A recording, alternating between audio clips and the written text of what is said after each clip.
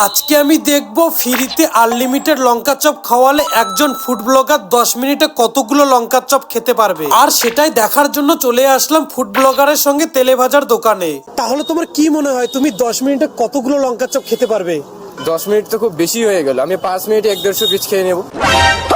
मतलब कुछ भी। তাই আর দেরি না করে এই স্পাইসি লঙ্কার চপগুলো ফুড ব্লগারের হাতে তুলে দিয়ে সময় শুরু করে দিলাম। সময় শুরু করতেই একটার পর একটা স্পাইসি লঙ্কার চপ সেটিয়ে দেওয়া শুরু করে দিল। তাহলে কেমন টেস্টি লাগতেছে তোমার লঙ্কার চপটা? মনে হচ্ছে দাদা কিছু বলার মুডে নেই। মাত্র 3 মিনিটে 5টি স্পাইসি লঙ্কার চপ খাওয়ার পরে দাদার জলের দরকার পড়ে গেল। কিছু চকলেট টকলেট লাগবে নাকি তোমার, বলো তো? না না, আরো খাবো। আরো খাবা? তাহলে কতগুলো খেতে পারবো আরো?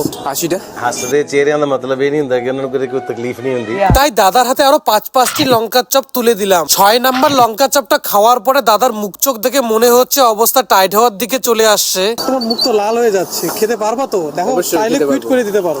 না, দাদার কনফিডেন্স দেখে মনে হচ্ছে 1-150 পিস লঙ্কার চপ সত্যিকারে খেয়ে নিবে।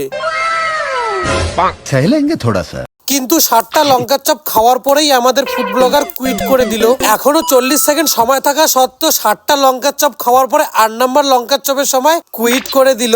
এই খুশিতে ফুড ব্লগারের হাতে তুলে দিলাম আমি একটা ডেইরি মিল্ক। তাহলে তোমরাও কি আমার সঙ্গে এরকম খাওয়া দাওয়ার চ্যালেঞ্জিং ভিডিও করতে চাও? তাহলে কমেন্টে জানিও। তাহলে এরকম ইন্টারেস্টিং খাওয়া দাওয়ার ভিডিও দেখতে গেলে চ্যানেলটিকে করে দাও সাবস্ক্রাইব। এখন আমি বাড়ি যাই, বাই বাই।